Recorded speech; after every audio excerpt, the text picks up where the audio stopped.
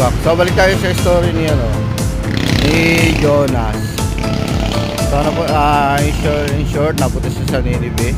And then tapos na ipahayag niya ang mensahe ng Panginoon na sa mga taga-Ninive na magsisi sa mga kanilang mga kasalanan.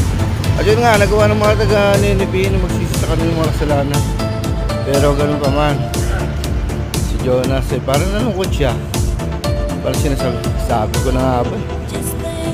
So hindi tinuloy ng Diyos ang pagparusa sa mga Ninive.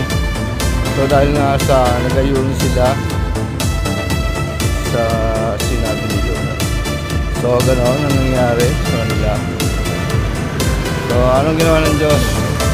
So nalungkot si Jonas pero sinusuyo pa rin siya ng Diyos. Ang Diyos ang nagsuyo kay Jonas pinapatay na sa mga pagkain ang magitan ng ibon. So okay, follow, subscribe. God bless.